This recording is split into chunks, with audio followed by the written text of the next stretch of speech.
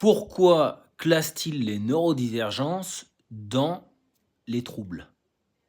Ah, je me posais la question parce que TSA, trouble du spectre de l'autisme, enfin bon, voilà, TDAH, trouble de déficit de l'attention avec ou sans hyperactivité.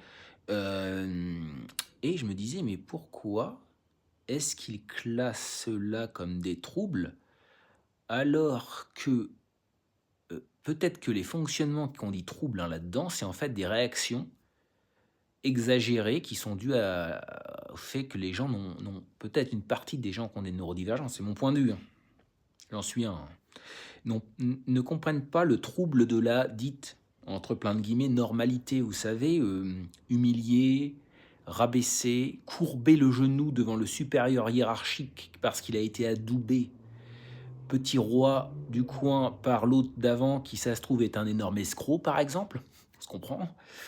Donc ça se trouve, vous avez aussi dans les hiérarchies qui dirigent des escrocs, hein, qui n'ont en fait, qui n'ont rien, qui seraient considérés comme tout dernier de la liste, mais parce qu'ils ont su escroquer, arrivent à se mettre bons et donc tous les autres les respectent, même si c'est faux. Par exemple, c'est une idée et toi, tu es là, tu te dis: «Mais attends, eux, ils manipulent, ils humilient, ils font semblant, ils portent des masques, ils ont vendu une grande partie de leur âme pour s'intégrer» à quoi?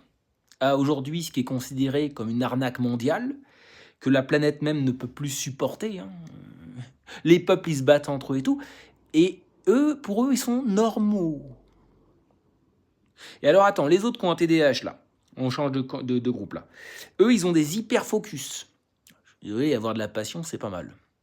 Ils ont un trouble de l'attention. C'est vrai que si on te demande d'avoir de l'attention pour plein de trucs qui ont été faits, en fait, pour te contrôler, on se comprend. Bon, le TSA, là, il y a quoi? Les obsessions, ouais, c'est pas mal. Alors, bah, ouais, en même temps, la passion, c'est bien pour des sujets complexes et puis parfois, il faut bien échapper aussi à un monde de fous, hein, la normalité. La normalité, hein, en 2 mots, qui est le monde là des gens dits normaux, en manipulation, tout le truc et tout ça. Alors, attention, la normalité, c'est plein de trucs différents, mais là, on se comprend. C'est un peu de la philo que je fais là.